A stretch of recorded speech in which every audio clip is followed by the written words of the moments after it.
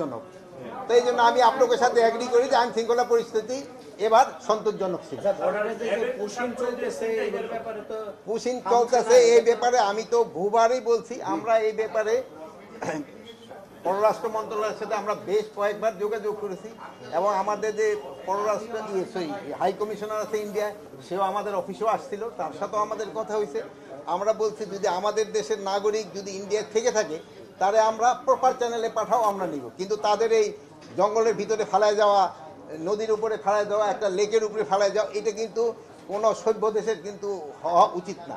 তো এইটা এই জন্য আমরা অনুরোধ করছি, আমাদের যদি নাগরিক থাকে আমরা তোমরা প্রপার চ্যানেলে পাঠাও, আমরা নিয়ে নিই। এইটার ক্ষেত্রে তাগো আমরা বলে যাচ্ছি এবং আমি আপনাদেরও অনুরোধ করবো আপনারাও এটা মিডিয়ায় বলতে থাকেন। র্যাবের পোশাক পরে একটা যেই ঘটনাটা ঘটছে এটা নিয়েও আমরাও খুবই কনসার্ন। আমরা সর্বোচ্চভাবে চেষ্টা করতেছি এটার সাথে যেই জড়িত আমরা খুব যত তাড়াতাড়ি সম্ভব যেন আইনের আওতায় নিয়ে আসতে পারি। নির্বাচন কেন্দ্রিক বা যে কোনো সময় নির্বাচনের ডেটটা তো ফিক্স করবে নির্বাচন কমিশন। ওনারা যেই সময় ফিক্স করবে আমরা মনে হয় আমাদের আইন শৃঙ্খলা বাহিনী ওই সময় তারা প্রস্তুত। আগের 15 বছরের মতো ভাবেন গেলে দুইটা পিটি মারল, পুলিশ খুব সচল। আমরা তো ওই পুলিশ চাচ্ছি না, আমরা তো মানবিক পুলিশ চাচ্ছি, যেন সবার সাথে ভালো ব্যবহার করে এবং জিনিস ভালোভাবে চলে।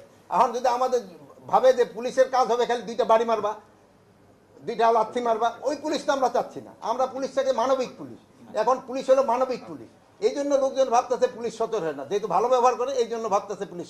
পুলিশ কিন্তু আগের থেকে আরো বেশি